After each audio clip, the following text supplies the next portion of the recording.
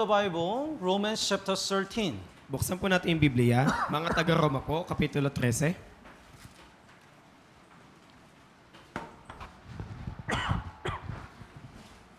Romans chapter 13, verse 1, Versikulo 1 po. verse 1, 8, 11. Versikulo 1, 8, at saka yung 11 po. Basahin po natin ng sabay-sabay. Verse 1, 3, 2, 1. Ang bawat tao ay magpasakop sa mga namamahalang autoridad sapagkat walang pamamahala na hindi mula sa Diyos at ang mga pamamahalang iyon ay itinalaga ng Diyos. Verse 8 po. Oh. Huwag kayong magkautang ng anuman sa kaninuman, kundi mag-ibigan sa isa't isa, sapagkat ang umibig sa kanyang kapwa ay nakatupad na ng kautusan. Verse 11, bukod dito, alam ninyo ang panahon na ngayon oras na upang magising kayo sa pagkakatulog, sapagkat ngayon ay higit na malapit sa atin ang kaligtasan kaysa noong tayo'y sumasampalataya nung una.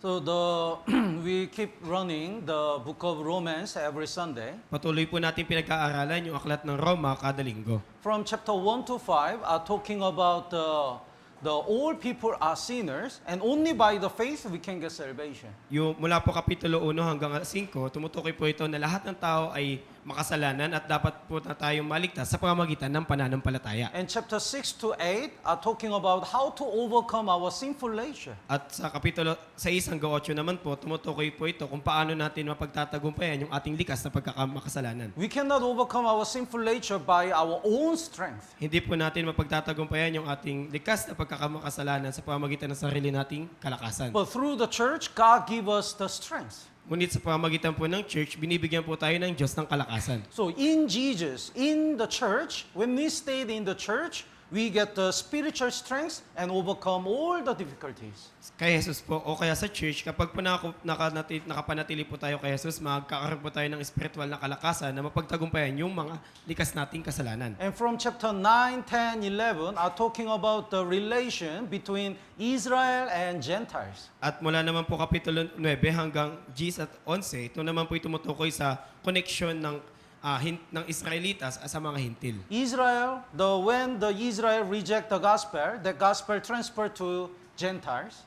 Yung mga Israelita po, yung kanila pong tinanggihan yung ebanghelyo po ay nalipat sa mga hintil. But during the 7 years tribulation, the gospel will transfer to Israel, so the 144,000 Jewish people will get salvation. At sa panahon naman po ng 7 taon ng kapigatian, yung gospel po ay malilipat naman po sa Israel, kaya po yung 144,000 na mga Hudyo ay maliligtas. And from chapter 12 is talking about our practical Christian life. At sa Kapitulo 12 naman po, ito naman po yung tumutukoy sa ating practical na buhay Kristiyano. So chapter 12 says we have to offer our body as a living sacrifice. Sinasabi po ng Kapitulo 12 na kailangan po nating ibigay ang ating katawan na handog na buhay sa Diyos. So all the life living according to the will of God is worshiping God. Kaya yung ating buhay po para po makapamuhay ayon sa kalooban ng Diyos, ito po yung pagluluwalhati sa Diyos. Not only in the church, but also in all our life,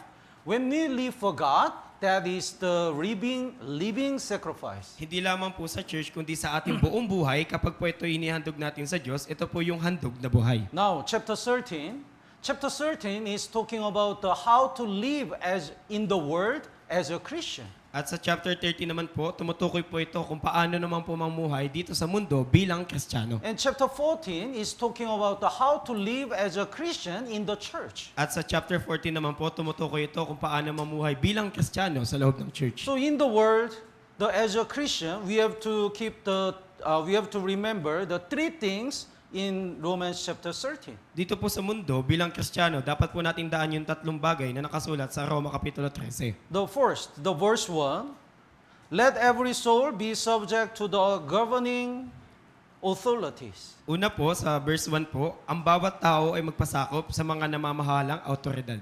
So all the authorities, all the kingdom are given by God. Lahat po ng otoridad o pamamahala ay ibinigay po ng Diyos.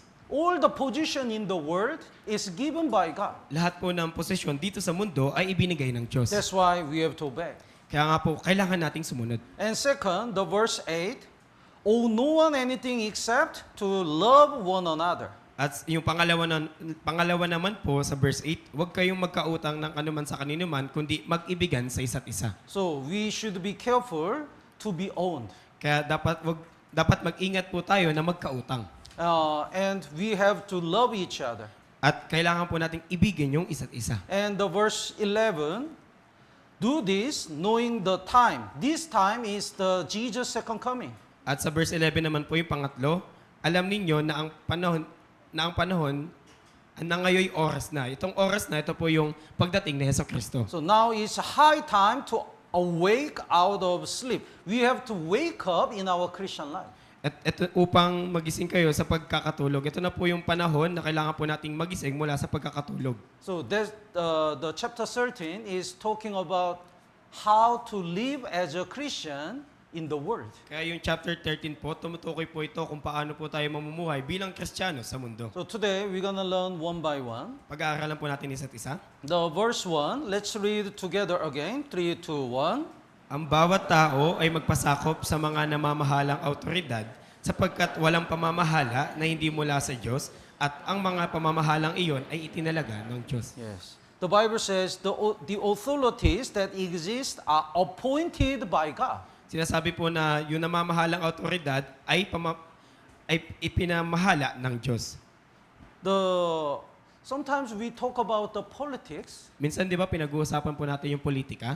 It's not good in the church. Hindi po yun mabuti sa loob ng church. Sometimes some people like this president, some people like that president, and they fight. Yung ibang tao, ito yung gustong presidente, at yung iba naman, ito naman yung presidenteng gusto, kaya nag-aaway sila. It's not the issue we need to discuss in the church. Hindi po dapat natin pinag-uusapan yung ganung mga issue sa loob ng church. All the authorities are given by God. Lahat po ng autoridad ay ibinigay ng Diyos. So depending on the God's plan, God used them to achieve His will. Ayon po sa kalooban o plano ng Diyos, ginagamit po ng Diyos yung mga taong yun upang maisagawa yung kalooban niya. That's why even though we don't like them personally, we have to obey. Kaya kahit ayaw natin sa kanila sa ating personal, dapat po tayong sumunod. Naintindihan po? And as a Christian, it's not good to involve in the political activities. At bilang Kristiyano, hindi po mabuti na tayo po'y nakikisangkot sa political issue. In the barangay, the vote is coming. Sa barangay ay panahon na ng botohan. Would you work for this candidate? Pwede ka bang magtrabaho para sa kandidatong to? Then we're gonna give something, the rice and the money. Bibigyan namin kayo ng bigas o kaya ng pera. We can receive it because it's free. Pwede po natin tanggapin yon dahil libre. Salamat. But we must not get involved in the political activities too much. Ngunit dapat hindi pa rin po tayo makisangkot sa mga political activity. And democration,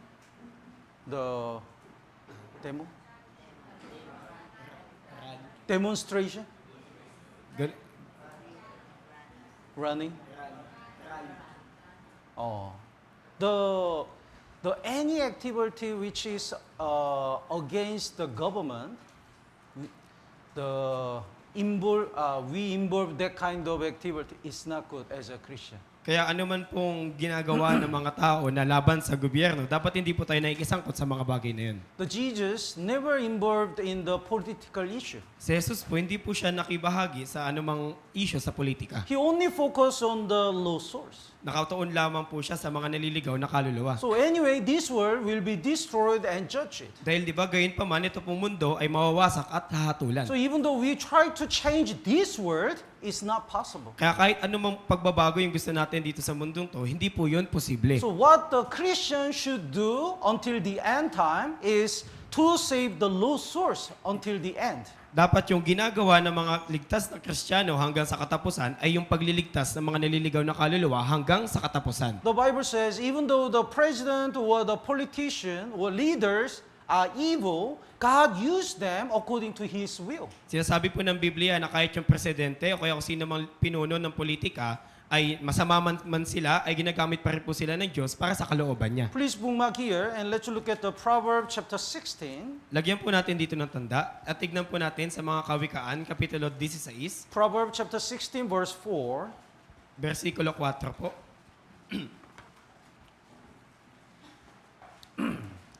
Basahin po natin ng sabay-sabay. 3, 2, 1. Ginawa ng Panginoon ang bawat bagay ukol sa layunin nito, pati ang masasamang tao ukol sa araw ng gulo. Yes, according to God's plan, God used even the wicked people. Ayon po sa kalooban o plano ng Diyos, ginagamit po ng Diyos maski yung masasamang tao. God used even the Satan. Ginagamit din po ng Diyos maski si Satanas. God used even the Jewish people who tried to kill Jesus Christ. Ginamit din po ng Diyos yung mga Hudyo na sinubukang patayin si Jesus. So, in the middle of the persecution or difficulties, we don't understand the why God allowed these kind of evil people. Sa kalagitnaan po ng pag-uusig at mga kahirapan, hindi po natin maintindihan kung bakit pinahintulot ng Diyos yung mga masasamang taong ito. But finally, we will understand God's master plan. Ngunit sa kahuli-ulihan, mauunawaan din po natin yung napakagandang plano ng Diyos. After Jesus died, there was a great persecution at the time of the early church. Pagkatapos po ng kamatayan ni Jesus, nagkaroon po ng matinding pag-uusig sa panahon ng mga unang church. And when you see the Acts chapter 8, there is the great persecution in Jerusalem. Kung titignan po natin sa mga gawa Kapitulo 8, meron pong malaking pag-uusig sa Jerusalem. The emperor, Rome emperor, the persecuted the born-again Christian. Yung emperor po ng Roma, kanya pong inuusig yung mga Kristiyano. Who gave this authority to Rome? Sino po ba yung nagbigay ng autoridad na to sa Roma? God. Yung Diyos po. It means God allowed this persecution. Ibig sabihin, pinahintulot po ng Diyos yung mga pang-uusig na yun. Why?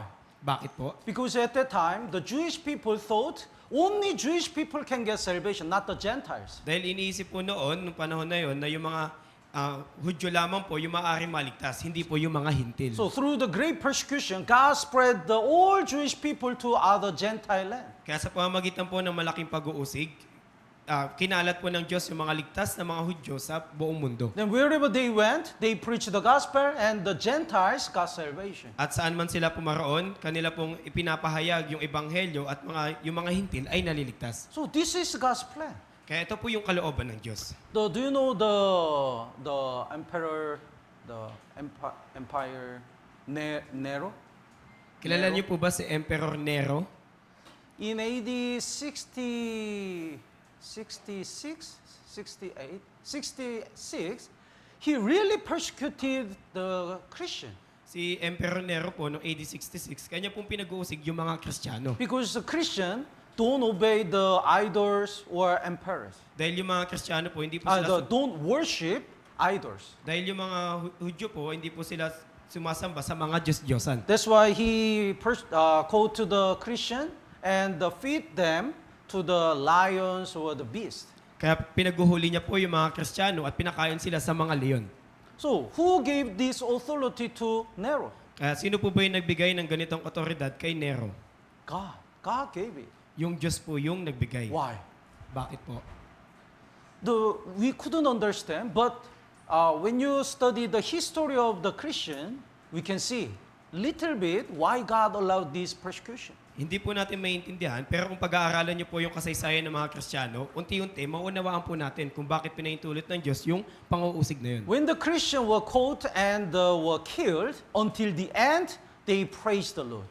Kapag ang isang Kristiyano ay nahuli o kaya pinatay, kanila pong pinupuri yung Diyos hanggang sa mamatay. Even though the lion killed and ate their body, they praised the Lord until they die. Kahit po na yung leon ay kakainin yung kanilang katawan, kanila pong pinupuri yung Diyos hanggang sa kamatayan. Some of them, they were burned in the cross. Yung iba po sa kanila, sila po ay sinunog sa krus. But until the last breath, they praised the Lord. Ngunit hanggang sa kanilang huling hininga, kanila pong pinuri yung Diyos. The Roman soldier said, if you deny Jesus even once, you will be free.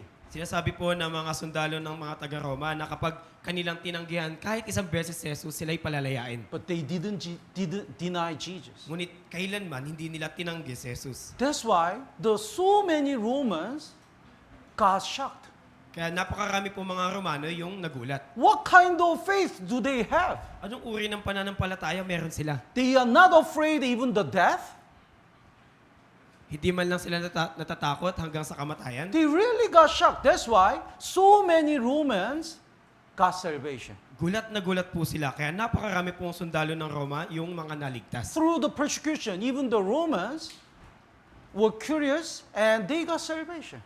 Sa pamamagitan po ng mga pang-uusig, kahit po yung mga Romano, sila po'y nagtataka at naligtas. So, according to the God's will, God give the authority to anyone. Kaya ayon po sa kalooban ng Diyos, binibigyan po niya yung bawat isa ng otoridad. That's why we don't need to judge the government. Kaya dapat hindi po nating atulan yung gobyerno. If they are going to the wrong way, God will judge them. Kung sila po'y patungo sa maling paraan, hahatulan po sila ng Diyos. So let's look at the Romans chapter 12. Tignan po natin sa Roma, Kapitulo 12.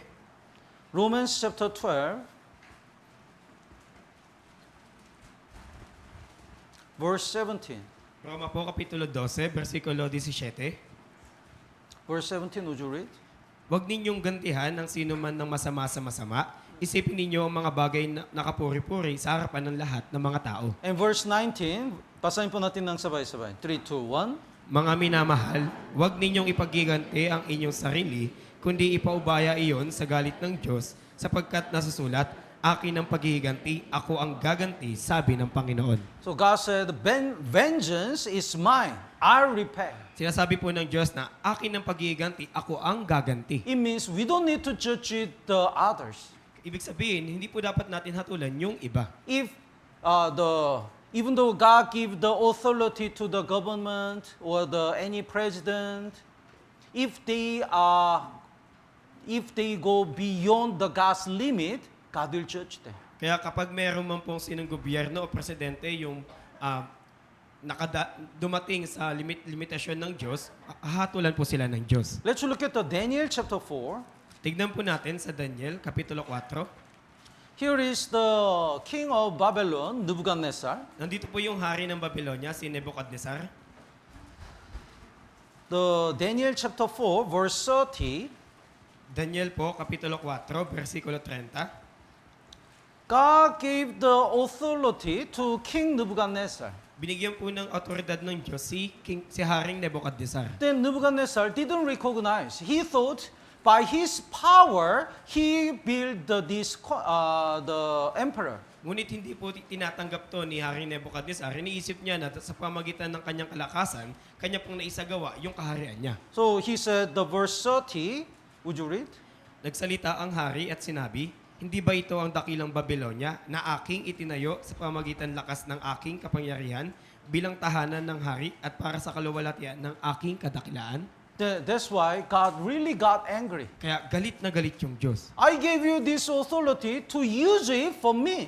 Binigay ko yung otoridad na to para sa iyo, para gamitin mo, para sa akin. But do you think it's yours? Kaya iniisip mo ba na sa iyo yan? So, that's why God made him crazy.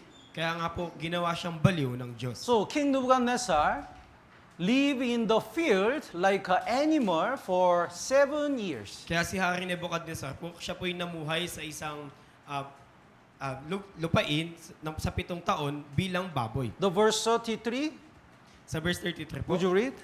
kaagad natupad ang salita tungkol kay Nebuchadnezzar, siya'y pinalayas mula sa mga tao at kumain ng damo na gaya ng mga baka. Ang kanyang katawan ay nabasa ng hamog ng langit hanggang sa ang kanyang buhok ay lumago na kasing haba ng balahibo ng mga agila at ang kanyang mga kuko ay gaya ng mga ibon. So when God take that authority away, he became like an animal. Kaya nung inalis po ng Diyos yung kanyang otoridad, ay naging gaya siya ng hayop. He became nobody. Siya ay parang walang sino So man. after 7 years, God allowed him to wake up. Ngunit pagkatapos po ng 7 taon, pinahintulot po ng Diyos na siya'y gumaling. That's why the verse 37, he praised the Lord because he realized that his authority was given by God. Kaya po sa verse 37, kanya pong pinuri yung Diyos dahil naunawaan niya na yung otoridad niya ay nanggaling sa Diyos. Verse 37, basahin po natin ng sabay-sabay. 3, 2, 1. Ngayon, akong si Nebuchadnezzar ay nagpupuri at nagbubunyi at nagpaparangal sa hari ng langit sapagkat ang lahat niyang gawa ay katotohanan at ang kanyang mga pamamaraan ay makatarungan at kaya niyang ibaba ang mga lumalakad na may kapalaluan. Yes. The last part, those who work in pride, he is able to put down. Sa huling parte po, at ang kanyang ibababa ang mga lumalakad na may kapalaluan. God says, do you think it's yours? Okay, I'll take it. Kasi- Then you will realize it is given by me. Sinasabi po ng Diyos, iniisip mo ba na sa iyo yan? Kaya't kukunin niya po yun at mauunawaan mo na ibinigay yun ng Diyos. So finally, the King Nebuchadnezzar realized that his all things are given by God. Kaya sa kahuli-hulihan po, naunawaan ni Haring Nebuchadnezzar na lahat ng meron siya ay galing sa Diyos. But in chapter 5, his son, King Belshazzar, became arrogant again. Ngunit sa chapter 5 naman po, yung kanyang anak na lalaki na si Belshazzar ay naging mayabang. He already saw how God disciplined, judged his father, King Nebuchadnezzar. Nakita niya na po kung paano po dinisiplina ng Diyos yung kanyang tatay na si Haring Nebuchadnezzar. But when he had the party, he brought the instrument of the temple, and he drank the wine with that instrument. Ngunit nung nagkaroon po siya ng isang pagsasalo-salo, ginamit niya po yung instrumento na nasa loob ng templo at ginamit niya po yun para uminom. That time, the hands appeared, and the finger write the letter. Sa panahon po na yon, may isang kamay na lumitaw at yung daliri po ay nagsulat ng mga letra. He was so fearful. Takot na takot po siya. So the Bible says his thigh was trembling like a. Sinasabi po ng Biblia na yung kanyang hita ay nanginginig. He was so scared. Sobrang takot po. So he called Daniel and to interpret that meaning. Kaya tinawag niya po si Daniel upang ipaliwanag yung nakasulat. Then the Daniel says the verse 18, chapter 5, verse 18. At sinabi po ni Daniel sa chapter 5, verse 18 po, Basahin po natin ng sabay-sabay. 3, 2, 1. O Hari, ang kataas-taasang Diyos ay nagbigay kay Nebuchadnezzar na iyong ama ng kaharian, kadakilaan, kaluwalhatian, at kamahalan. So, the Most High God gave the Nebuchadnezzar, your father, a kingdom and majesty. God gave that authority to your father. Ang kataas-taasang Diyos ay nagbigay kay Nebuchadnezzar na iyong ama ng kaharian. Yung Diyos po yung nagbigay ng otoridad na yun kay Nebuchadnezzar. But when he didn't realize that and didn't use his authority for God, he was disciplined. Ngunit nung hindi niya po yun naunawaan at hindi niya po ginamit yung kanyang otoridad para sa Diyos, siya po ay nadisiplina. So the King Belshazzar, why you didn't know this? Kaya sinasabi po na, Haring Belshazzar, ba't hindi mo to alam? The verse 22 and 23, would you read?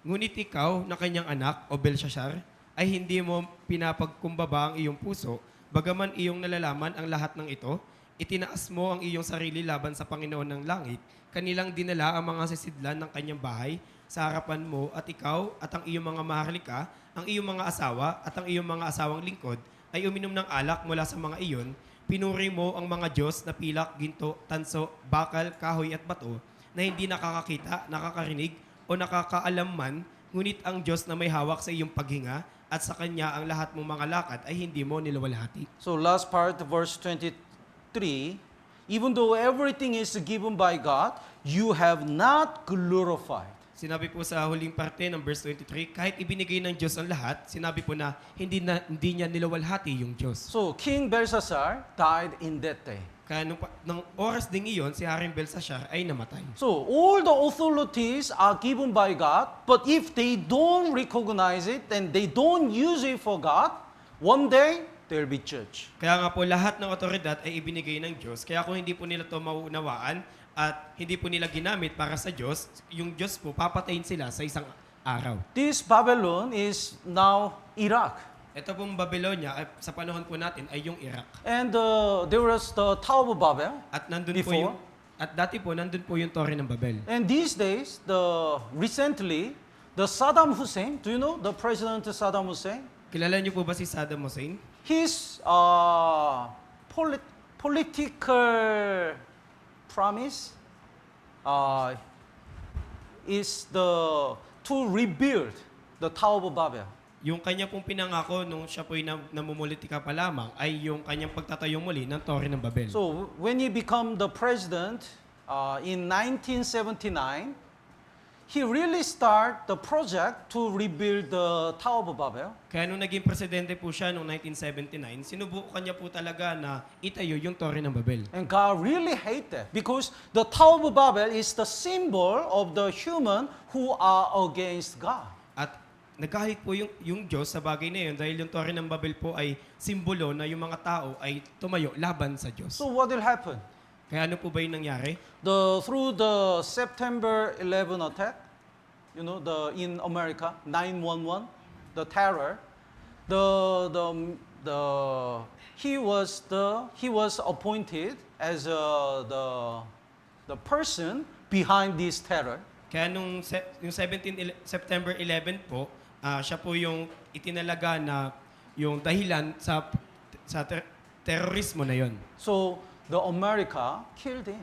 Kaya yung Amerika po, pinatay siya. So even these days, if the president or any politician are against God, God can judge them anytime. Kaya nga po, kahit po sa panahon natin, kung meron pong pinuno o presidente na laban sa Diyos, hatulan po sila ng Diyos kahit anong oras. So we have to know, all the authorities are given by God. Kaya dapat po natin maunawaan na lahat po ng otoridad ay galing sa Diyos. Then, when we apply it in our Christian life, all the things we have are also given by God. At kung i-apply naman po natin ito sa ating buhay Kristiyano, lahat po ng meron tayo ay ibinigay ng Diyos. We have some position in our in our family, in our workplace, in our school.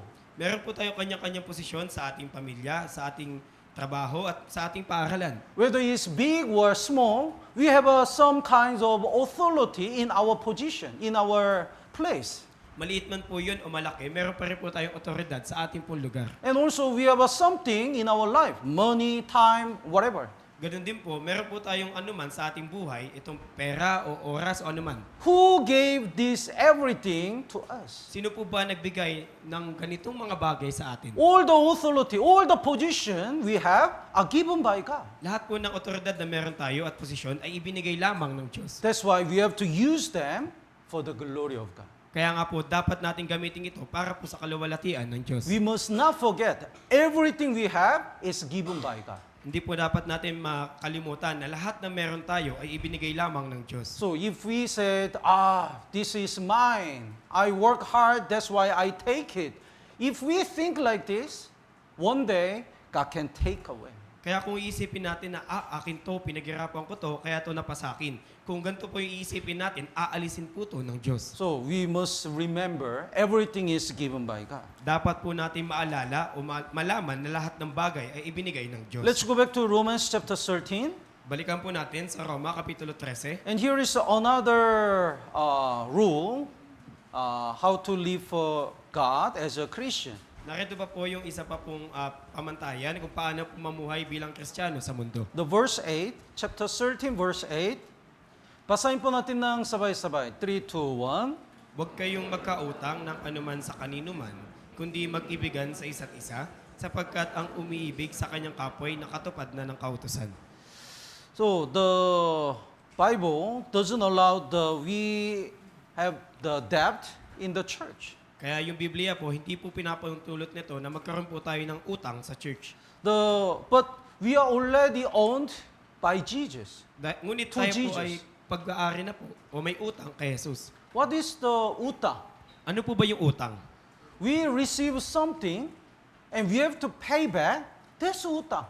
Nakatanggap tayo ng anuman at kailangan nating ibalik yung bagay na yon at yun po yung utang. So by Jesus Christ, we got salvation. Sa pamagitan po ni Jesus, tayo po'y naligtas. So it means we have a utang to Jesus. Ibig sabihin po, meron po tayong utang kay Jesus. We have to pay back. Kailangan po natin yung ibalik. And we also have so much utang to the other former Christians. At napakarami din po nating utang sa mga naunang mga Kristiyano. What if all the Christian at the early church, if they don't keep the faith and they don't keep the gospel, even though they die, then we cannot get salvation. Paano kaya kung yung mga naunang mga Kristiyano ay hindi po pinanatili yung kanilang pananampalataya o kaya yung ebanghelyo hanggang sa kanilang kamatayan, maaari hindi tayo naligtas. Let's look at John chapter 4. Tignan po natin sa John Kapitulo 4. John chapter 4, verse 37 and 38. Verse 37 po at 38.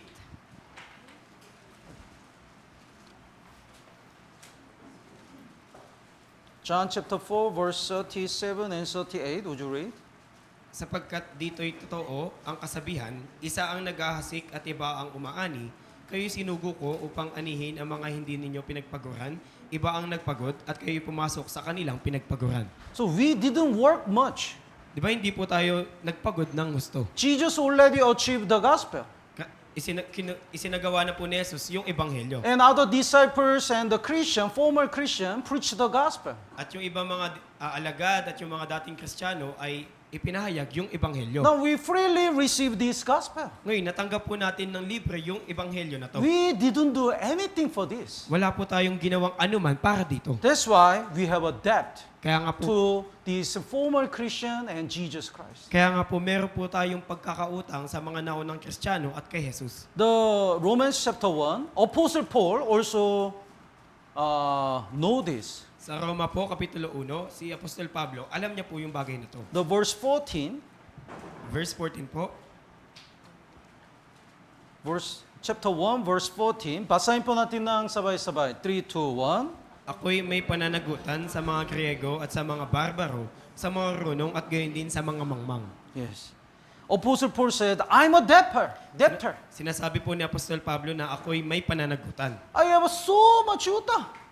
Napakarami kong utang. Maraming utang. He didn't own the money. Hindi po siya may utang ng pera. It means, even though he was a persecutor and blasphemer, all the saved people prayed for him to get salvation. Ibig sabihin, kung siya po na dati mga tagapag-usig, yung marami pong mga ligtas na tao yung nanalangin para sa kanya na maligtas. They helped the Apostle Paul to grow up in the faith. Kanila pong tinulungan si Apostol Pablo na lumago sa pananampalataya. So because of your prayer, I got salvation and I'm in the church. Dahil sa kanilang panalangin, si Apostol Pablo ay naligtas at nakapanatili sa church. That's why he says, I'm a debtor. Kaya nga po sinabi niya na ako'y may pananagutan o ako'y may utang. Then how can I pay? Ngayon, paano po natin yun mababayaran o masusuklian? Preaching the gospel is the way to pay back this debt. Yung pangangaral po ng Ebanghelyo, yun po yung paraan upang mabayaran po natin yung pagkakautang na to. That's why he said the verse 15. Kaya sinabi niya po sa verse 15, Basahin po natin ng sabay-sabay. 3, 2, 1. kaya't saganang akin, nasasabik din akong ipangaral ang Ebanghelyo sa inyong mga nasa Roma. Yes. We also have debt. Meron din po tayong pagkakautang. Is there anyone who prepared this main hall? Meron po ba dito na inihanda yung main hall na to? Is there anyone who paid for this chair? Meron po ba sa inyo na nagbayad para sa upuan na yan? If we have some members who already joined the preparing this place, we have a debt to them. Kaya kung yung meron man po mga kapatid na inihanda yung lugar na to para sa atin, meron po tayong pagkakautang sa kanila. Because by their sacrifice, we gather together and comfort. Dahil sa pamagitan po ng kanilang sakripisyo, tayo pinagkakasama-sama at nag-aaliwan. We are gathering the offering to prepare this another unit. Nagtitipon tayo ng pera para po maihanda yung panibagong unit. Maybe next year, if some people get salvation, they don't know who offered offering to prepare another unit. Maaari sa susunod na taon ng mga maliligtas, hindi po nila alam kung sino po ba yung mga nagbigay para maihanda po yung ating lugar. Then they have a debt to us. At meron po silang pagkakautang sa atin. Because by our sacrifice, they just join. Dahil sa pamagitan po dahil sa atin po yung sakripisyo at sila lamang po ay nakibahagi. So we have so many debt. Kaya napakarami po ng ating pagkakautang. How can we pay back? Paano po natin yun ibabayaran o susuklian? If we do our best to preach the gospel, that's the best way to pay back this debt. Kung magagawin po natin ng lahat ng ating mga kaya para may pangaral yung Ebanghelyo, yun po yung mainam na paraan upang mabayaran yung ating pagkakautang. Let's go back to Romans chapter 13. Balikan po natin sa Roma Kapitulo 13. So this is the debt of the love. Ito po yung pagkakautang sa pag-ibig. But verse 8 says, owe no one anything except to love one another. So, except the debt of love, we must not owe the another debt. Sa verse 8 po, huwag kayong magkautang ng anuman sa kaninuman, kundi mag-ibigan sa isa't isa. Kaya maliban po sa pagkakautang sa pag-ibig, hindi po dapat tayo magkaroon ng utang sa kaninuman. Because if we have a utang, it's easy to be broken, our unity. Dahil kung meron po tayong utang, napakadali pong wasakin yung ating pagkakaisa. Here is two brother. Nandito po yung dalawang brother. He has a financial difficulties. Meron po siyang kahirapan sa pera. So he asked this brother, brother, can I borrow the 1,000? Kaya tinanong niya po yung isang brother, brother, pwede ba akong umutang ng 1,000? I return next week. Ibabalik ko din sa susunod na linggo. Okay. Then he rent the 1,000. Kaya kanya pong pinautang siya ng 1,000. But his financial situation is getting worse. Ngunit yung kanyang sitwasyon sa pera ay mas lalong naging So he malubha. cannot pay back. Kaya hindi niya na masuklian. Then he doesn't say that Ngunit, because he doesn't want to hurt him. ngunit hindi niya po yun sinasabi dahil ayaw niya po masaktan yung brother. But he never forget. Ngunit hindi niya po yun nakakalimutan. Tama pa ba? So when he shared the testimony, he think, oh, my utang. Kaya tuwing nagbabahagi siya ng patotoo, sinasabi nung isa na, yung utang ko. And when he buy the ice cream, his heart is getting trouble. At kapag yung may utang sa kanya ay bumili ng ice cream, yung kanyang puso ay may problema. Oh, he doesn't pay back my utang, but he buy the ice cream. Hindi niya pa binabayaran yung utang niya, pero bumili siya ng ice cream. If he has money to be able to buy the ice cream, why he doesn't pay back? Kung may pera siya para makabili ng ice cream, ba't hindi niya pa ako binabayaran? So he has a trouble. Kaya meron na rin po siyang problema sa And puso. whenever this brother look at this brother, he also he feels sorry. At kapag yung brother na may utang ay tumitingin sa brother na inutangan niya, siya ay labis na nalulungkot. So what will happen? Kaya ano po yung mangyayari? This brother doesn't want to come to the church. Itong brother na to, ayaw nang pumunta sa church. Pastor, because of this brother, I don't want to come. Pastor, dahil sa brother na to, ayoko nang pumunta sa church. And this brother also, secretly, he disappeared. At yung brother din na to, ng pasikreto, nawala na rin siya. So it's really not good to to have the utang in the church. Kaya hindi po mabuti na magkaroon ng utang sa church. So what's the depth of love? Kaya ano po ba yung pagkakautang sa pag-ibig? So in this case, this is much better. Brother, can I rent the 1,000? Kaya Can I borrow 1,000? sa kalagayan po na ito po yung mas mabuti. Brother, pwede ba ako umutang ng 1,000? Then he can give the money as much as he can handle, even though this brother doesn't pay back. Kaya dapat magbigay po siya ng pera ng halaga kung paanong hindi niya na aasahan na babayaran pa siya ng brother na yun. So he can say, brother, I cannot rent the 1,000, but I can give the 100. Brother, hindi kita mapapautang ng 1,000, pero kaya kitang bigyan ng 100. You don't need to pay back. Hindi mo na kailangang bayaran. So then no problem. Kung gayon, wala silang problema. So walang utang sa church. Naintindihan po? Oh, don't borrow the money. Kaya wag po kayong umutang ng pera. It's really not good in the church. Hindi po yun mabuti sa loob ng church. So the Bible says, owe no one anything except to love one another. Kaya sinasabi po ng Biblia na huwag kayong magkautang ng anuman sa kaninuman, kundi mag-ibigan sa isa't isa. And another rule as a Christian in the world is the verse 11. At yung isa pa pong role para bilang Kristiyano sa mundong to ay nasa verse 11. Basahin po natin ng sabay-sabay. 3, 2, 1. Bukod dito, alam ninyo ang panahon na ngayong oras na upang magising kayo sa pagkakatulog, sapagkat ngayon ay higit na malapit na sa atin ang kaligtasan kaysa noong tayo'y sumampalataya ng una.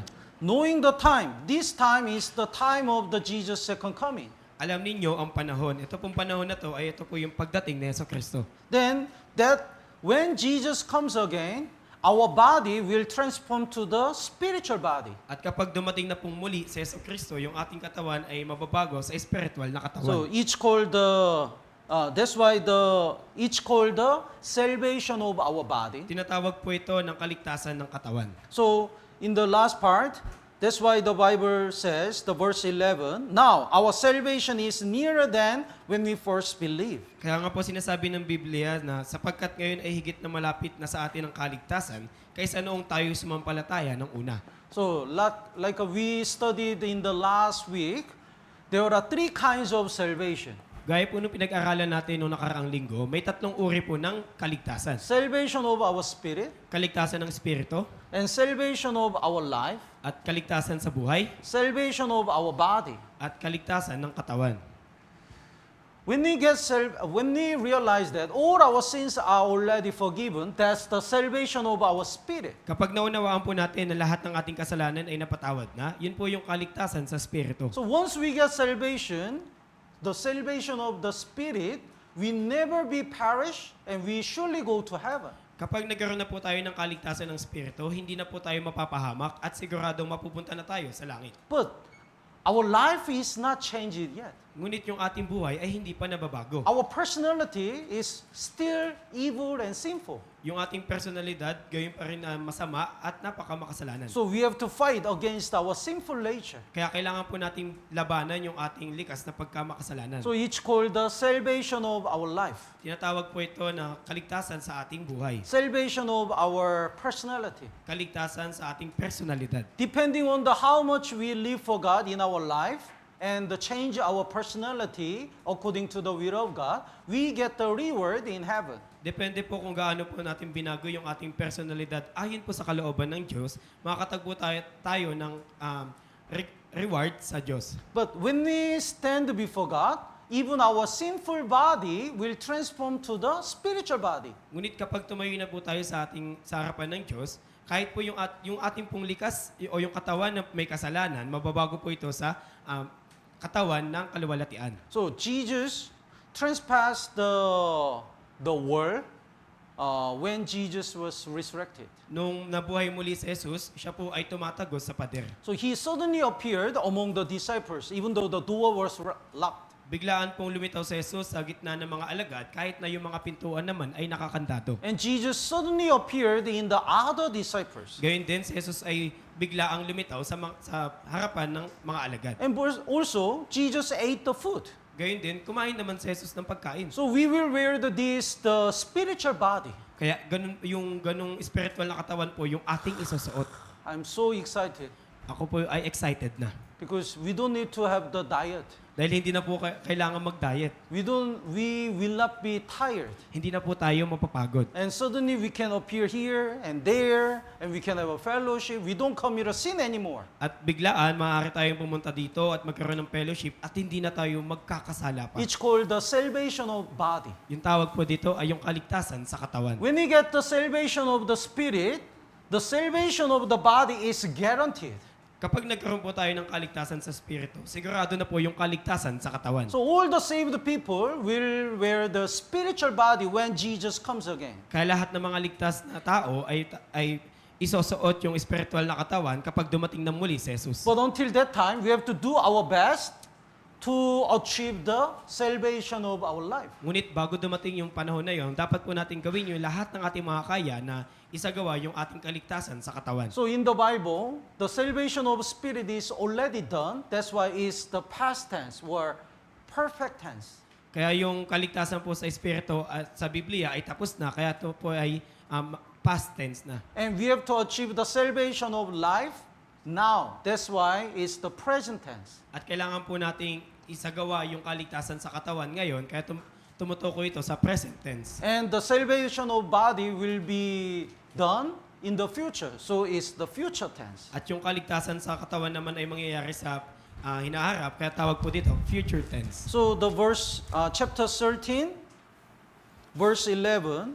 Kaya sa chapter 13 po ng Roma, Now verse 11, our salvation is nearer than when we first believed.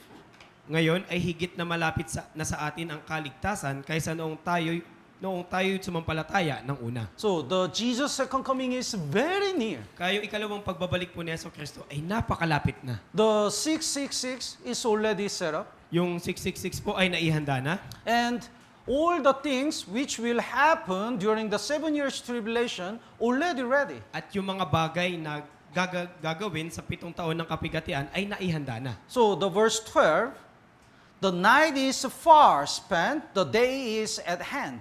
Verse 12 po, malalim na ang gabi at ang araw ay malapit na. When Jesus died, the heaven became dark. Nung namatay po si Jesus, yung langit po ay nagdilim. So when Jesus died, the night started. At kaya nga po nung namatay si Jesus, nagsimula po yung kadiliman. But when Jesus comes again, the day will start. Ngunit kapag bumalik na po si Jesus Kristo, yung araw ay magsisimula na. So from first coming of Jesus to the second coming of Jesus is the spiritual nighttime.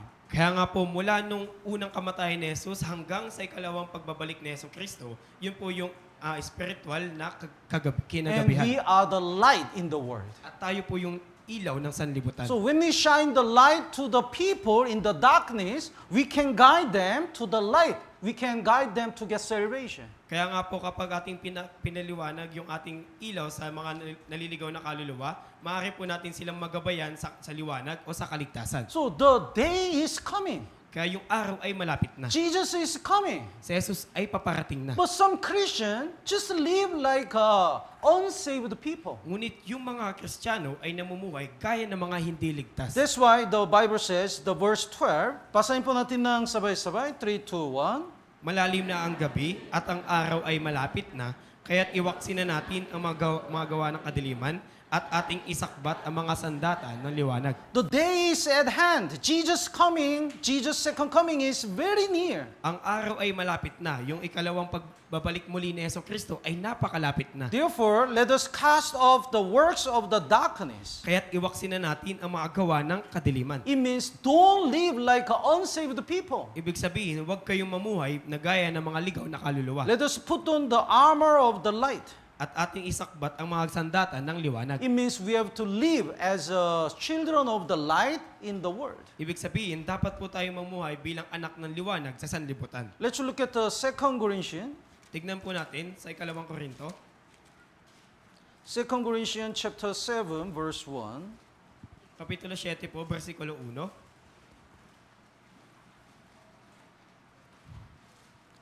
Chapter 7, verse 1. Therefore, having these promises, we have the many promises. Kaya nga, pagkakaroon ng ganitong pangako, marami po tayong pangakong natanggap. One of the promises of God is Jesus' second coming. Yung isang pangako po ng Diyos, isa sa pangako po ng Diyos ay yung pagbabalik muli ni Yeso Kristo. Then when Jesus comes again, we will stand before God as a bride. At kapag tumayo po tayo sa harapan ng Diyos, tayo po itatayo bilang asawang babae. Jesus will be our husband, we will be His wife. Si Jesus po yung ating magiging asawang lalaki at tayo po yung asawang babae. We have the sisters who get married. Meron po tayong mga sisters dito na naikasal na. Sister Christine. The wedding day is coming. Yung araw ng kasal ni Sister Christine ay paparating na. You know, what's the first thing the bride does when they fix the day of the marriage? Alam niyo po ba yung yung unang ginagawa ng asawang babae kapag yung araw ng kanilang kasal ay naitakda na? Not the asawa? Bride? Asawang babae? Asawang babae? Not the wife? Wife po kasi. Bride. Bride. Babae, yung ikakasal na babae. Oh, not the wife. Hindi po asawang babae, kundi yung ikakasal na babae. Oh, so what does bride do first when they decide the wedding day? Kaya ano po ba yung unang ginagawa ng babaeng ikakasal kapag po naihanda na po yung araw ng kanilang kasal? Huh?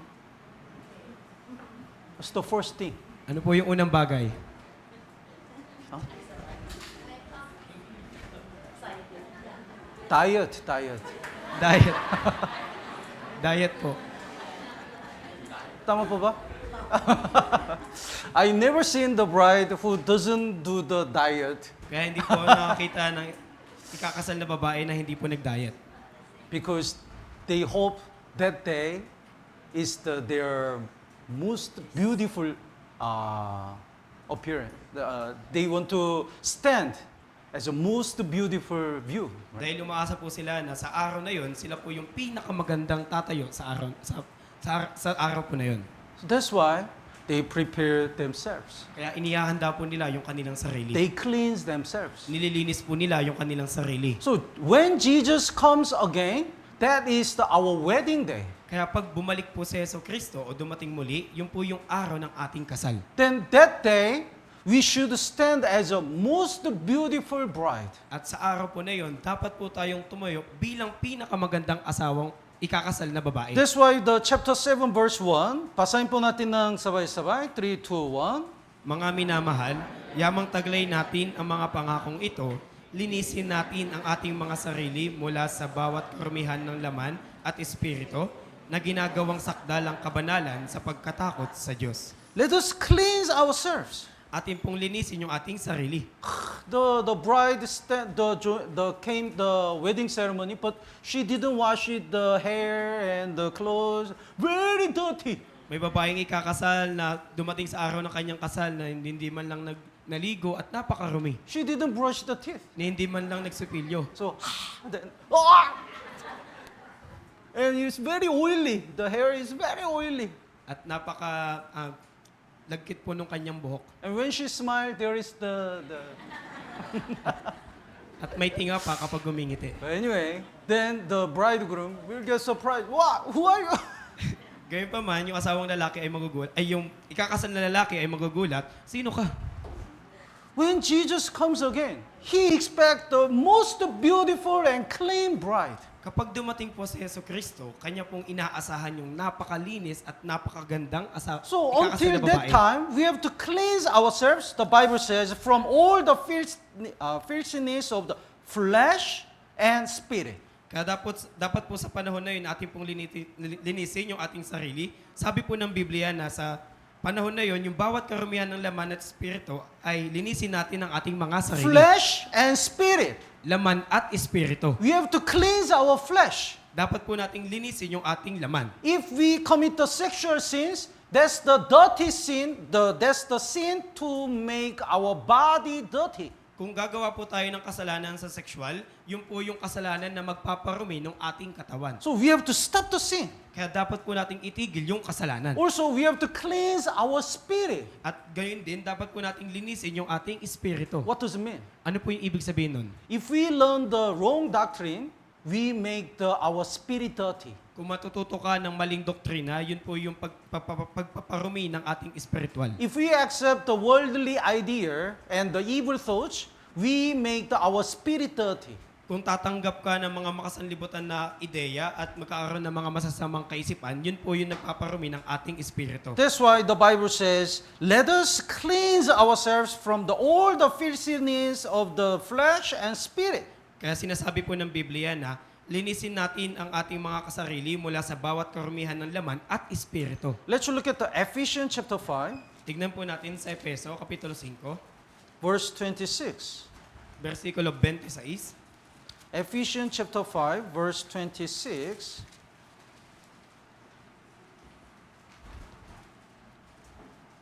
Basahin po natin ng sabay-sabay, 3, 2, 1. Upang kanyang pakabanalin siya na nilinis sa pamamagitan ng paghuhugis ng tubig sa salita. So how can we cleanse our body, the sin, from our body and our spirit? Kaya paano po ba natin malilinis yung kasalanan sa ating katawan at sa ating espiritu? He might sanctify and cleanse her with the washing of water by the word.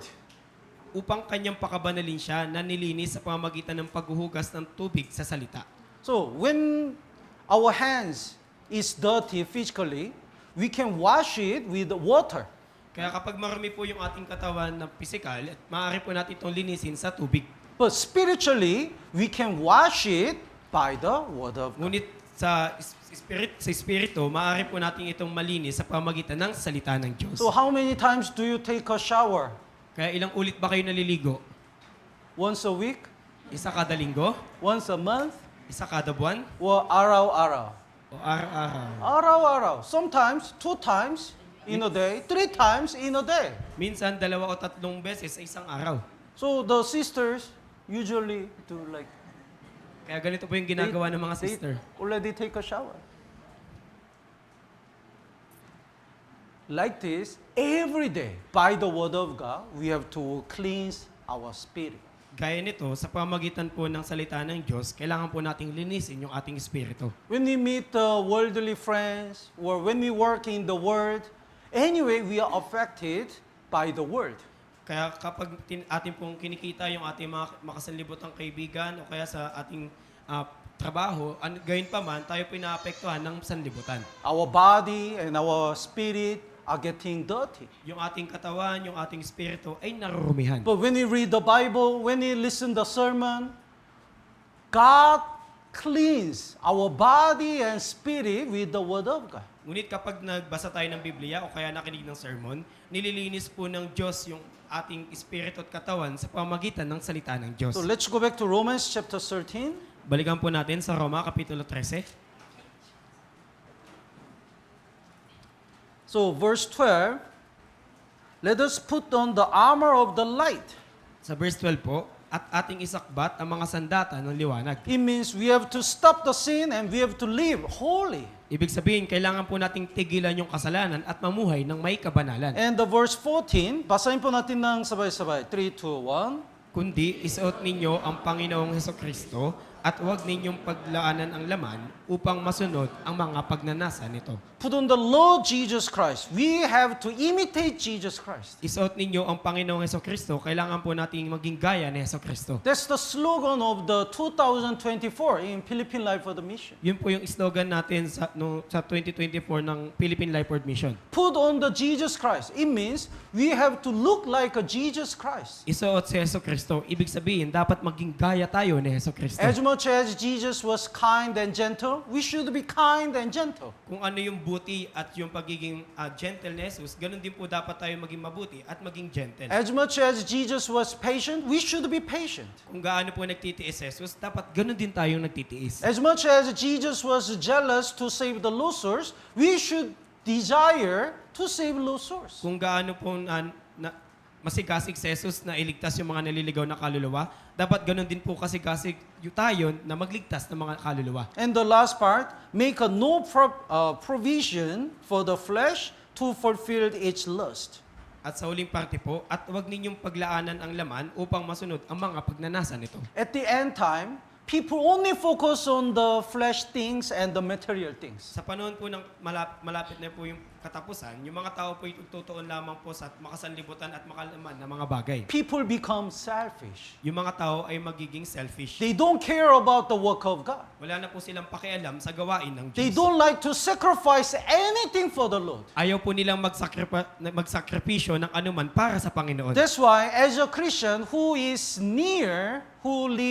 near the Jesus' second coming, we have to do like this: make no provision for the flesh to fulfill its lust. Kaya bilang Kristiyano na nabubuhay sa panahon na kung saan malapit na yung pagdating ni Hesukristo, dapat po nating gawin now, huwag paglaanan ang laman upang masunod ang mga pagnanasa nito. Let's look at the Philippians chapter 3. Tignan po natin sa Pilipos, Kapitulo 3, Philippians chapter 3 verse 19.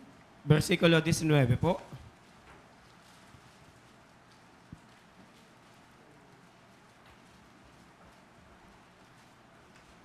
Here is the characteristic of the unsaved person. Narito po yung anyo ng isang hindi ligtas na tao. The verse 19, whose end is destruction. Finally, they will be judged. Ang kanilang kahihinatnan ay kapahamakan, sa kauli-ulian po sila ay hatulan. And whose God, their God is their belly. At sino ba yung Diyos nila? Ang kanilang Diyos ay ang kanilang tiyan. What does it mean?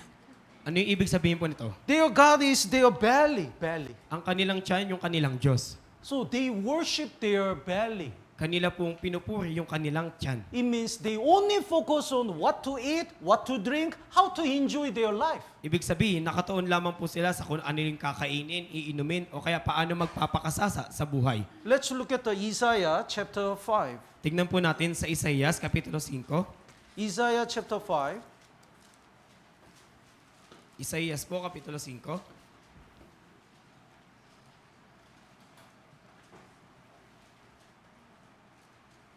The verse 8. Versikulo 8 po.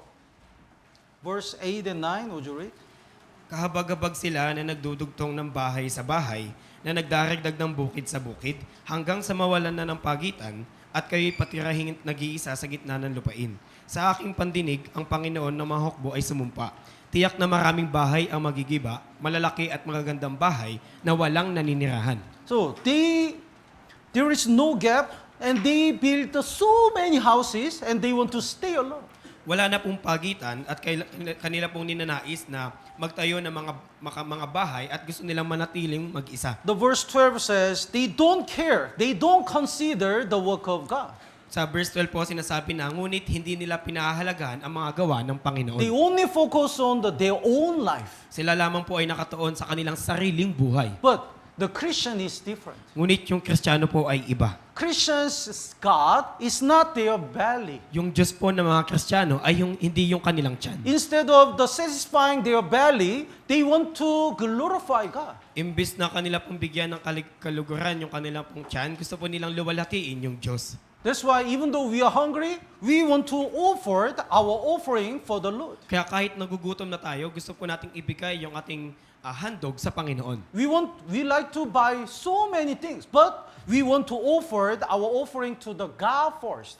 Marami po tayong gusto na mabili, ngunit gusto po nating ibigay muna yung ating pong handog sa Diyos. Because our God is not our belly. Dahil hindi po natin Diyos yung ating tiyan. The 1 Corinthians chapter 7. Sa unang Korinto po, Kapitulo 7. 1 Corinthians chapter 7. Kapitulo 7 po, ng unang Korinto. If you are married or you are about to marry, please remember these verses. Kung kasal ka na o kaya ikakasal pa lang, tandaan mo po itong versikulong to. The verse 32, chapter 7, verse 32. Verse 32 po ng chapter 7 sa Corinthians. But I want you to be without care. He who is unmarried cares for the things of the Lord, how he may please the Lord. Nais kong maging malaya kayo sa pagkabalisa. Ang walang asawa ay nababalisa sa mga bagay ng Panginoon kung paano niya mabibigyang kasiyahan ang Panginoon. So before marriage, brother and sister, already think how to please God. Kaya bago po sila ikasal, yung isang brother at yung sister ay nakatuon lamang kung paano pong bibigyang kasiyahan yung Panginoon. But when they get married, they always think how to please his husband, her husband, or his wife.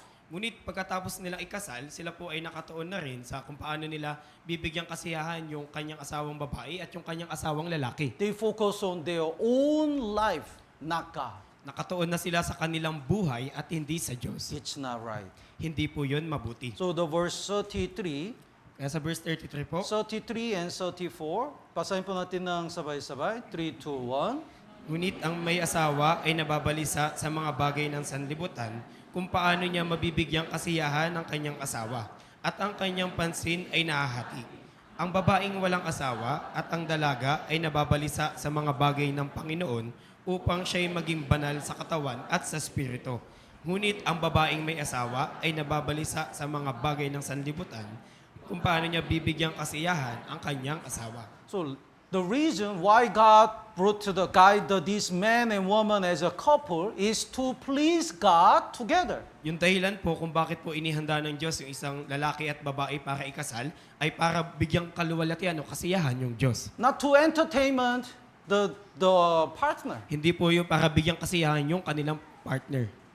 So if they try to please each other, not God, together, they forget the reason why God guided them to become the couple. Kaya kung pagtutuunan po nila ng pansin o bibigyan kasiyahan yung isa't isa, makakalimutan po nila kung bakit ba sila kinasal ng Diyos. So Bible says the day is coming. Jesus' second coming is near. Kaya sinasabi ng Biblia na yung araw ay malapit na, yung araw ng pagdating ni Jesucristo ay malapit na. That's why we have to wake up and we have to stop the sin. Kaya kailangan po nating panahon na po ito para magising at kailangan itigil yung kasalanan. We have to prepare ourselves as a bride. Kailangan po nating ihanda yung ating sarili bilang babaeng ikakasal. We have to cleanse ourselves from the any dirty things of the flesh and the spirit. Kailangan po nating linisin yung ating sarili sa anumang uri ng karumihan sa katawan at sa spirito. And we have to put on the Lord Jesus Christ.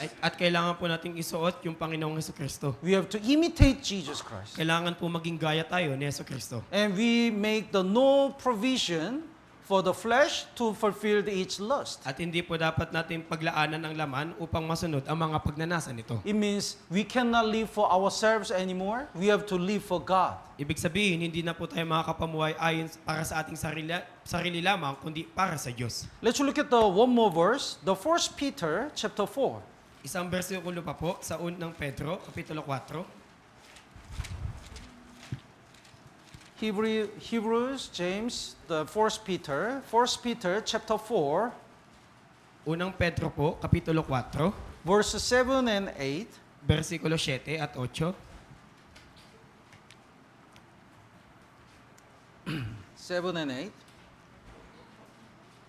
Basahin po natin ng sabay-sabay. 3, 2, 1. Ngunit ang wakas ng lahat ng mga bagay ay malapit na, kaya kayo'y magpakatino at magpigil sa sarili, alang-alang sa inyong mga panalangin, higit sa lahat, magkaroon kayo sa maningas na pag-ibig sa isa't isa, sapagkat ang pag-ibig ay nagtatakip ng maraming kasalanan. The end of all things is at hand. It means Jesus' second coming is near.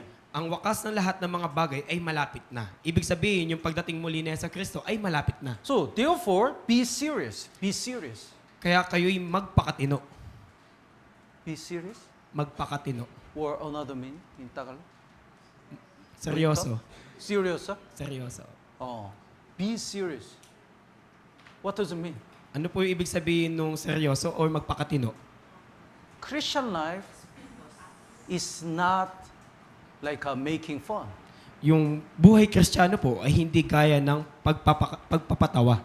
We are happy, we are joyful, but at the same time, we are serious. Masaya tayo, nagagalak tayo, ngunit sa gayon din sa parehong oras, tayo ay seryoso. When the doctor go to the surgery, he's serious. Kaya kapag pumupunta po yung doktor sa kanyang surgery, siya ay seryoso. Because he make a mistake, then the patient can die. Dahil kapag nagkamali siya, yung pasyente ay maaring mamatay. So, whenever we conduct a Bible seminar, we are joyful and we are so thankful, but at the same time, we are so serious. Kaya sa tuwing nagsasagawa tayo ng Bible seminar, tayo po'y nagagalak at labis na nagpapasalamat. Ngunit sa parehong oras, tayo dapat ay seryoso. Because Bible seminar is not just a fun event. Dahil yung Bible seminar ay hindi lamang po sa pagpapatawang gawain. Through the Bible seminar, we can save the losers, they can go to heaven or not. This is serious. Dahil sa pamamagitan po ng Bible seminar, maaari nating maidala yung isang ligaw na kaluluwa sa langit o hindi. Ito ay seryoso. So Bible says, Jesus' second coming is near. Be serious. Sinasabi po ng Biblia ay yung pangalawang pagbabalik po ni Kristo ay malapit na, kaya kayo'y magpakatino. And verse 7, be serious and watchful in your prayers. At magpigil sa sarili, alang-alang sa inyong mga panalangin. Watchful. It means we should be careful. Mapagpigil sa sarili, ibig sabihin, dapat tayong mag-ingat.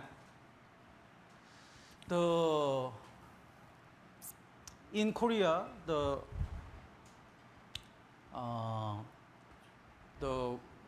we have a military service. Sa Korea po, meron pong military service. So we serve as a soldier in the military camp Kaya, for 2 years. kaya naglilingkod po kami bilang mga sundalo sa kampo sa loob ng 2 taon. Then we usually say, at the end of that service time, at the end of 2 years, we should be careful even the falling leaves. Palagi po naming sinasabi na sa panahon na malapit nang matapos yung aming service o yung 2 years na yon, dapat kaming mag-ingat maski sa nauhulog na dahon. We should be careful of everything because we don't know what will happen.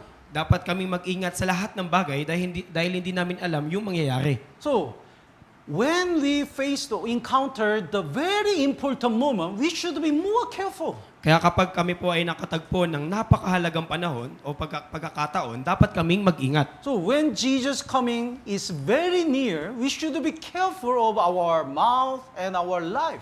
Kaya kapag malapit na po yung panahon ng pagdating ni Jesucristo o yung pangalawang pagdating niya, dapat po tayong mag-ingat sa ating bibig at sa ating buhay. And watchful in your prayers. At mapagpigil sa alang-alang sa inyong mga In panalangin. Matthew chapter 26, verse 41, in the last night, before Jesus died on the cross, he asked a prayer request to his disciples. Sa Matthew 26 verse 41 po, sa gabi po bago po ipako si Jesucristo, siya po ay nanghingi ng panalangin sa mga alagad. Because he knows how much weak his disciples were. Dahil alam niya po kung gaano po kahina yung kanyang mga alagad. So verse 41 says, "Watch and pray, lest you enter into the temptation. The spirit indeed is willing, but the flesh is weak." Sinasabi po ng Biblia na kayo'y maging handa at manalangin upang hindi kayo madaig ng tukso. Ang espiritu ay tunay na nagnanais, subalit ang laman ay mahina. God already knows our flesh is weak. Alam na po ng Diyos na yung ating katawan o yung ating laman ay mahina. That's why God give us the prayer. Kaya nga po binigay sa atin yung Diyos yung panalangin. If you are weak, pray. Kung mahina ka, manalangin ka. If you are worried to be tempted, pray. Kung nag-aalala ka na matukso, manalangin ka. If you don't have the courage, pray. Kung wala kang lakas ng loob, manalangin ka. If you cannot handle this situation, pray. Kung hindi mo kayang isagawa yung kalagayan mo, manalangin ka. So, as a Christian who live at the end time, we have to pray more. Kaya bilang Kristiyano na nabubuhay sa panahon ng malapit ng yung katapusan, dapat higit tayong manalangin. Then 1 Peter chapter 4, the verse 8, Sa 1 Peter po, chapter 4, verse 8, above all things have fervent love for one another. higit sa lahat, magkaroon kayo ng maningas na pag-ibig sa isa't isa. The fervent, it means zeal. Maningas na pag-ibig, ibig sabihin po yung sigasig. And we also have to love for one another. Gayun din, dapat po nating ibigin yung isa't isa. These days, the people's heart is getting cold. Sa panahon po natin, yung puso ng mga tao ay lumalamig. They don't like to work. Ayaw na po nilang gumawa. They become lazy. Sila'y nagiging patamad na ng patamad. I don't want to get a job. I want to stay home. Ayoko na magtrabaho, mananatili na lang sa bahay. For whole day, they just play the game. Sa loob na isang araw, sila lamang ay naglalaro ng mga games. And they expect the other families support them. At ninanais nila o maasa sila na yung kanilang ibang pamilya ay susuportahan sila. If they are looking for a job, anything they can find. Kaya kung sila talaga ay naghahanap ng trabaho, kahit anumang trabaho, hahanapin nila. They become lazy. They don't like to work. Ngunit patamad na sila ng patamad at ayaw nang magtrabaho. What about our Christian life? Paano naman sa ating buhay Kristiyano? If we are affected, we become lazy in the work of God. Kung maapektuhan din tayo nito, tayo po ay magiging tamad sa gawain ng God Diyos. is looking for the fervent heart. Naghahanap po yun ng Diyos ng maningas na pag-ibig. Without zeal, we cannot achieve the work of God. Kung wala po yung pagkasigasig, hindi po natin may sasagawa yung gawain ng Diyos. Let's look at Isaiah chapter 37. Tignan po natin sa Isaias, Isaiah chapter 37, verse 37 po. 32. Chapter 37 po, verse 32. Isaiah chapter 37, verse 32. Basahin po natin ng sabay-sabay. 3, 2, 1. Sapagkat sa Jerusalem ay lalabas ang nalabi at mula sa bundok ng Zion ay pangkat ng naligtas.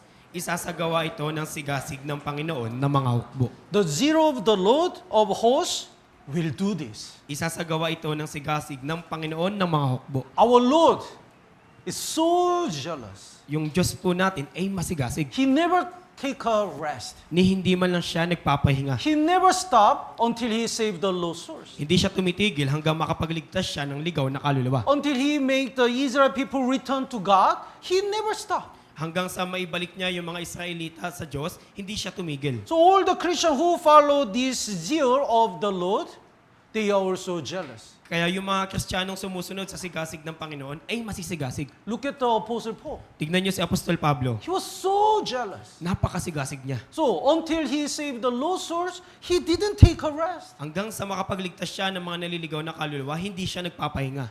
What about us? Paano naman tayo? We have so many lost souls. Napakarami pong ligaw na kaluluwa sa atin. Until we preach the gospel in all around the Philippines and until we save the all our family, how can we take a rest? Hanggang sa may pahayag po natin yung ebanghelyo sa buong Pilipinas at sa ating pamilya, paano tayo makapagpahinga? God is looking for the fervent heart. Nagkahanap po yung Diyos ng maningas na puso. And also, God is looking for, God expect all of us to love each other. Gayun din, inaasahan po ng Diyos sa lahat sa atin na ibigin natin yung isa't isa. Let's look at the last verse, Hebrews chapter 10. Huling versikulo po, sa Hebrews po, chapter 10, Hebrews chapter 10, verse 25.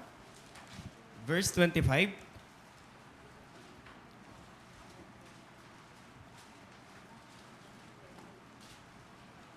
Basahin po natin ng sabay-sabay. Hebrews chapter 10, verse 25, 3, 2, 1. Na huwag nating pabayaan ang ating pagtitipon gaya ng ugali ng iba, kundi palakasin ang loob ng isa't isa, lalong-lalo na kapag inyong nakikita na papalapit na ang araw. When the time is near of the Jesus second coming, people become the selfish and they are falling in the individualism. They Kapag, only want to stay alone. kapag po malapit na yung ikalawang pagdating pong muli ni Jesucristo, yung mga tao po ay magiging makasarili at kanila lamang pong bibigyan pansin o pagtutuunan yung kanilang sarili. That's why even Christians says, I can listen the Wednesday sermon in my house. Kaya kahit yung mga Kristiyano sinasabi, ay kaya ko naman makinig ng Wednesday sermon sa bahay. I can listen the Sunday sermon by Zoom. Kaya ko makinig ng Sunday sermon gamit yung Zoom. The Bible clearly says, not forsaking the assembling of ourselves together. Sinasabi po ng malinaw ng Biblia na huwag nating pabayaan ang ating pagtitipon. We have to gather more and more. Dapat po tayong higit pang magtipon-tipon. Wednesday, we have to gather together to listen to the Wednesday sermon. Tuwing Wednesday po, kailangan po natin magtipon-tipon upang makinig ng Wednesday sermon. Whenever we have a cell group fellowship, we have to join. Tuwing magkakaroon po tayo ng cell group fellowship, dapat po tayong makibahagi. Whenever we have a quiet time, we have to join. Kapag meron po tayong quiet time, dapat po tayong makibahagi. Whenever we have a Bible seminar, we have to join. Sa tuwing meron tayong Bible seminar, dapat tayong makibahagi. I'm just only one who stay alone. Ay, di, ako, mag-isa lang ako. Other people can go. Yung iba na lang yung pumunta dyan. That is really selfish heart. Yun po ay makasariling puso. Look at this Christian. Is he really has the fervent heart? Kaya tingnan nyo yung ganong Kristiyano. Meron ba talaga siyang maningas na puso? He cannot have the fervent heart Hindi siya maaaring magkaroon ng maningas na puso because he stayed alone. dahil nananatili siyang mag-isa. The dear Moody visit the one brother.